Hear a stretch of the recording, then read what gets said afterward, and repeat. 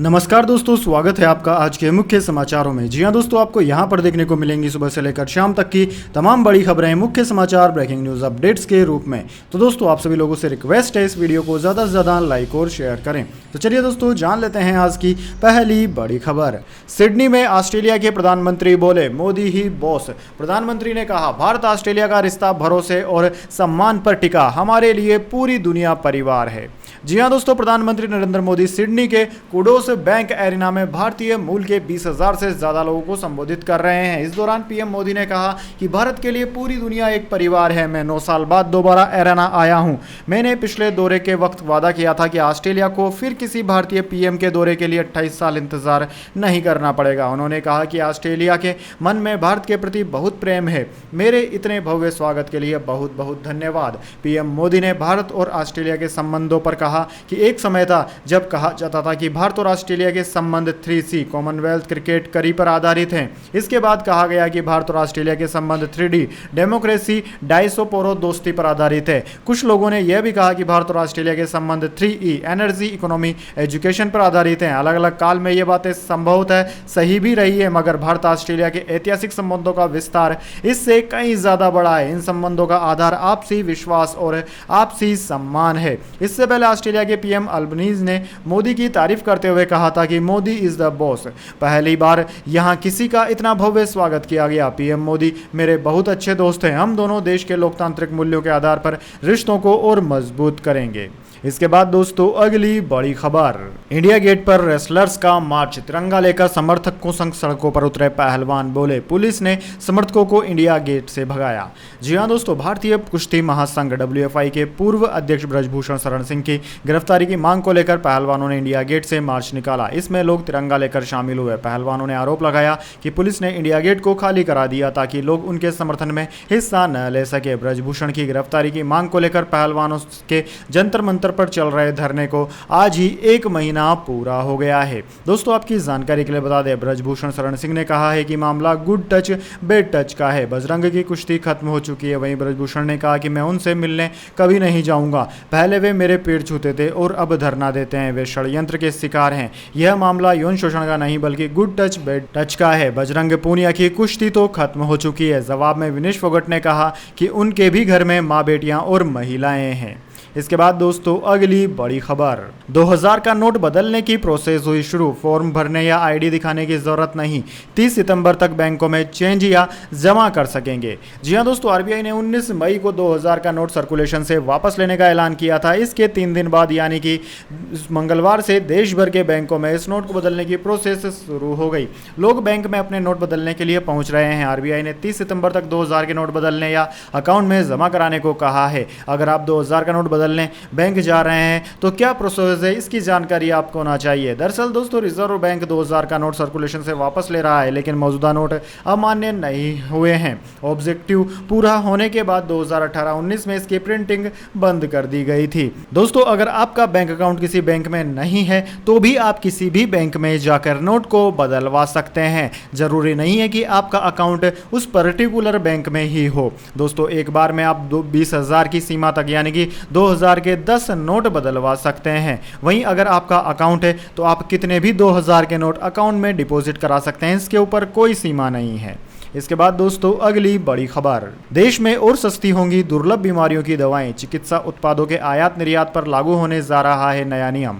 जी हां दोस्तों, देश में चिकित्सा उपकरणों एवं उत्पादों के आयात निर्यात से जुड़े कारोबारियों को अब सीमा शुल्क विभाग के तमाम सवालों के जवाब नहीं देने पड़ेंगे। सीमा शुल्क विभाग आगामी 1 जून से चिकित्सक उत्पादों के आयात निर्यात के लिए अतिरिक्त खुलासों की व्यवस्था लागू करने की तैयारी में है ताकि माल की त्वरित निकासी हो सके। ऐसे में अब कारोबारियों को सीमा शुल्क अधिकारियों की तरफ से आयात निर्यात कारोबारियों से पूछे जाने वाले सवाल कम हो जाएंगे। फिलहाल चिकित्सक उपकरणों एवं उत्पादों के आयात निर्यात से जुड़े कारोबारियों को तमाम सवालों के जवाब देने होते हैं। दोस्तों, आपकी जानकारी के लिए बता दें, पिछले दिनों ही केंद्र सरकार ने दुर्लभ बीमारियों को लेकर बड़ा ऐलान किया था। केंद्र सरकार ने उपचार में शामिल दवाओं और विशेष खाद्य सामग्री पर सीमा शुल्क खत्म करने की अधिसूचना जारी की थी। केंद्र सरकार ने कैंसर और हार्ट से संबंधित इलाज में आने वाली दवाइयां और मेडिकल उपकरणों को बुनियादी सीमा शुल्क से मुक्त कर दिया था। मोदी सरकार ने इसके साथ ही राष्ट्रीय दुर्लभ रोग नीति 2021 के तहत सूचीबद्ध सभी दुर्लभ बीमारियों को इसमें शामिल किया था।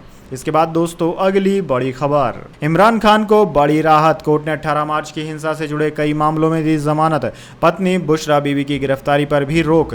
जी हां दोस्तों, पूर्व प्रधानमंत्री इमरान खान इस समय पाकिस्तान में चल रही सियासी उठापटक के केंद्र में है। संकट में चल रहे इमरान खान को एक बड़ी राहत मिली है। एक आतंक रोधी अदालत ATC ने मंगलवार को पाकिस्तान तहरीक-ए-इंसाफ PTI के प्रमुख इमरान खान के खिलाफ दर्ज 8 मामलों में अंतरिम जमानत बढ़ा दी है। दोस्तों, न्यूज एजेंसी PTI के अनुसार अदालत ने उन्हें 18 मार्च में यहां न्यायिक परिसर में भड़की हिंसा से जुड़े 8 मामलों में 8 जून तक जमानत दे दी है। इमरान खान के 18 मार्च को एक अदालत में पेश होने पर पुलिस और उनके समर्थकों के बीच झड़प हुई थी। इसके बाद उनके खिलाफ इस्लामाबाद के विभिन्न पुलिस थानों में मामले दर्ज किए गए थे। झड़पें तब शुरू हुई जब खान तोशखाना भ्रष्टाचार मामले में बहुप्रतिशत सुनवाई में वे शामिल हुए थे। इसके बाद दोस्तों अगली बड़ी खबर, कर्नाटक के मंत्री बोले सिद्धारमैया ही 5 साल तक रहेंगे CM। MB पाटिल ने कहा पार्टी हाईकमान की तरफ से 2.5 साल जैसा कोई फॉर्मूला नहीं। जी हां दोस्तों, सिद्धारमैया कर्नाटक में 5 साल तक मुख्यमंत्री रहेंगे। राज्य में 2.5 साल तक सत्ता से समझौते जैसा कोई फार्मूला नहीं है। कर्नाटक के कैबिनेट मंत्री और कांग्रेस विधायक MB पाटिल ने बताया कि ऐसा कोई प्रस्ताव होता तो पार्टी हाईकमान और महासचिव KC वेणुगोपाल इसकी जानकारी प्रदेश इकाई को जरूर देते। दरअसल दोस्तों 13 मई को कर्नाटक विधानसभा चुनाव के नतीजे आए थे। कांग्रेस ने 224 सीटों में से 135, बीजेपी ने 66 और जेडीएस ने 19 सीटों पर जीत हासिल की थी। नतीजे आने के बाद कांग्रेस में CM पद को लेकर 5 दिन तक मंथन चलता रहा। सिद्धारमैया और DK शिवकुमार के बीच दावेदारी थी। आलाकमान ने सिद्धारमैया को चुना। DK को सोनिया गांधी ने डिप्टी CM के लिए मनाया। इसके बाद दोस्तों अगली बड़ी खबर, केरल के मंदिरों में RSS की शाखा पर रोक। देवस्थानम बोर्ड ने कहा राजनीतिक आयोजन भी नहीं होंगे। कांग्रेस बोली 90% हिंदू RSS के खिलाफ। जी हां दोस्तों, केरल के मंदिरों में RSS की शाखा लगाना बैन कर दिया गया है। केरल में मंदिरों का मैनेजमेंट संभालने वाले श्रावणकोर देवस्थानम बोर्ड TDB ने सभी 1248 मंदिरों को सर्कुलर जारी किया। इसमें कहा गया कि मंदिरों में सिर्फ धार्मिक अनुष्ठान और आयोजन ही कराए जाएं। किसी भी राजनीतिक गतिविधि या राष्ट्रीय स्वयंसेवक संघ RSS की शाखा की परमिशन नहीं दी जाए।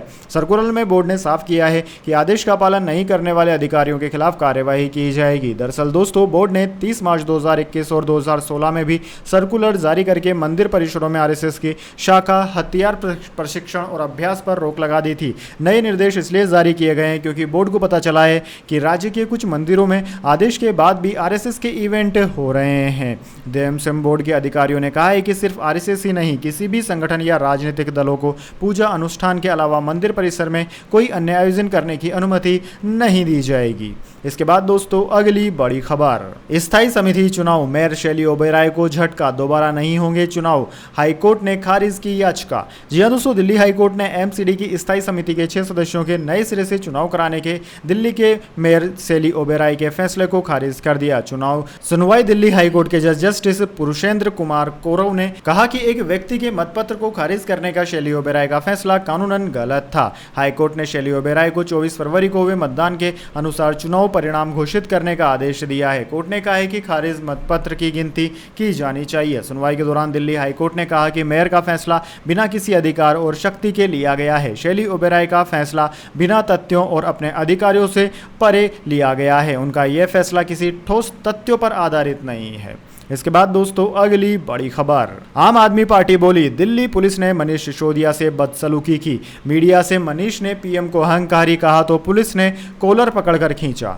जी हां दोस्तों, आम आदमी पार्टी ने दिल्ली पुलिस पर पूर्व डिप्टी CM मनीष सिसोदिया के साथ बदसलूकी करने का आरोप लगाया है। पार्टी ने मंगलवार को अपने ट्विटर अकाउंट पर वीडियो शेयर किया जिसमें राउज एवेन्यू कोर्ट के अंदर पुलिस सिसोदिया को लेकर जाती दिख रही है। इसी दौरान मीडिया कर्मी सिसोदिया से केंद्र के अध्यादेश को लेकर सवाल पूछने लगते हैं। सिसोदिया इसके जवाब में कहते हैं कि प्रधानमंत्री में अहंकार आ गया है। उनके इतना कहते ही पुलिस ने उन्हें आगे बोलने से रोक दिया और गर्दन से के पीछे से कॉलर पकड़कर खींच कर ले गई। इस वीडियो के कैप्शन में आम आदमी पार्टी ने लिखा कि दिल्ली पुलिस और नरेंद्र मोदी को शर्म आनी चाहिए। दिल्ली पुलिस की मनीष सिसोदिया के साथ ऐसा बर्ताव व्यवहार करने की हिम्मत कैसे हुई? मोदी आपकी तानाशाही पूरा देश देख रहा है। इसके कुछ देर बाद पार्टी का ट्विटर अकाउंट सस्पेंड हो गया, हालांकि बाद में अकाउंट बहाल हो गया। वहीं दोस्तों आम आदमी पार्टी ने महाठग सुकेश चंद्रशेखर का वीडियो शेयर करके पुलिस पर सवाल उठाए। इस वीडियो में पुलिस शुकेश को कोर्ट में पेशी के लिए ले जा रही है। इस दौरान शुकेश मीडिया के सामने अरविंद केजरीवाल पर आरोप लगाता है, लेकिन पुलिस उसे बोलने से नहीं रोकती। आम आदमी पार्टी ने कहा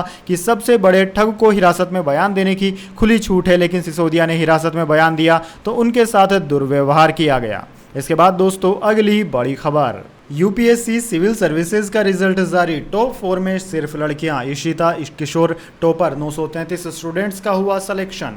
जी हां दोस्तों, संघ लोक सेवा आयोग यूपीएससी ने सिविल सेवा परीक्षा का रिजल्ट जारी कर दिया। इसे यूपीएससी की ऑफिशियल वेबसाइट upsc.gov.in पर चेक कर सकते हैं। दोस्तों इस परीक्षा में टॉप 4 में लड़कियां ही रही है। इशिता किशोर ने एग्जाम टॉप किया है। दूसरे नंबर पर गरिमा लोहिया, तीसरे स्थान पर उमा हरित एन और चौथे पर स्मृति मिश्रा रही। इनके नंबरों की घोषणा रिजल्ट के लगभग 15 दिन बाद की जाएगी। दोस्तों फाइनल रिजल्ट में कुल 933 कैंडिडेट्स का सिलेक्शन हुआ है। इनमें से 345 कैंडिडेट्स सामान्य, 99 ईडब्ल्यूएस, 263 ओबीसी, 154 एससी और 72 एसटी कैटेगरी से हैं। 178 कैंडिडेट्स की रिजर्व सीट भी तैयार की गई है। आईएएस पदों पर चयन के लिए 180 कैंडिडेट्स शॉर्टलिस्ट हुए हैं। इसके बाद दोस्तों जाने अगली बड़ी खबर, लेकिन उससे पहले मेरी आपसे एक छोटी सी रिक्वेस्ट है। अगर दोस्तों आपको अभी तक हमारी न्यूज़ पसंद आई है तो इसे एक छोटा सा लाइक जरूर दे दीजिए, और अगर आपको पसंद नहीं आई है तो बेशक आप डिसलाइक भी कर सकते हैं, लेकिन दोस्तों लाइक और डिसलाइक जरूर कीजिए, क्योंकि दोस्तों यही हमारी मेहनत का फल होता है और इसी से हमें पता चलता है कि आपको हमारी वीडियोस पसंद आ रही है या नहीं।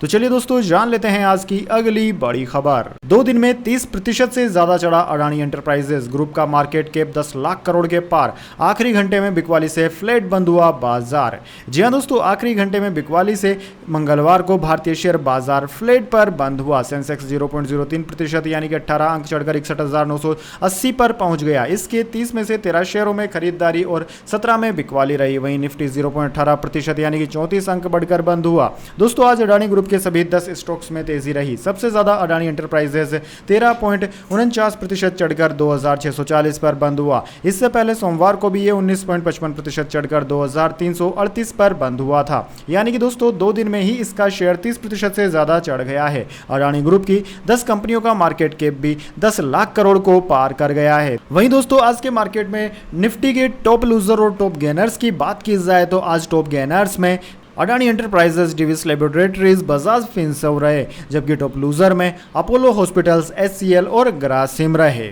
इसके बाद दोस्तों अगली बड़ी खबर, इसमें आपका घाटा हमारा नहीं। कश्मीर में G20 बैठक से चीन की गैरहाजिरी पर भारत का 2 टूक जवाब। जी हां दोस्तों, जम्मू कश्मीर की राजधानी श्रीनगर में चल रही G20 बैठक में चीन के शामिल नहीं होने पर केंद्रीय मंत्री जितेंद्र सिंह ने 2 टूक शब्दों में कहा है कि इस बैठक में चीन के शामिल न होने से कोई फर्क नहीं पड़ता और इसमें उनका ही नुकसान है, भारत का नहीं। दरअसल दोस्तों चीन को छोड़कर G20 के अन्य सभी देशों के प्रतिनिधि तीसरे G20 पर्यटन कार्य समूह की बैठक में भाग लेने के लिए सोमवार को श्रीनगर पहुंचे। इसे लेकर बैठक के इतर जितेंद्र सिंह ने कहा कि इससे यानी कि चीन बैठक में शामिल नहीं होने पर कोई फर्क नहीं पड़ता। चीन का नहीं आना चीन का नुकसान है, भारत का नहीं। यह पूछे जाने पर कि क्या चीन की गैरहाजिरी पूर्वी लद्दाख सीमा पर गतिरोध से जुड़ा है, सिंह ने कहा है कि विदेश मंत्रालय इस पर विचार करेगा। वहीं कश्मीर में G20 कार्यक्रम आयोजित करने पर जितेंद्र सिंह ने कहा कि अलग अलग स्थल प्रतिनिधियों को उन जगहों के बारे में जानकारी देंगे जहां वे जाते हैं। इसके बाद दोस्तों अगली बड़ी खबर, मौसम हो जाएगा कूल। इन राज्यों में अगले 2 दिन आंधी बारिश का अनुमान इंडियन मेट्रोलॉजी डिपार्टमेंट ने जारी किया ऑरेंज अलर्ट।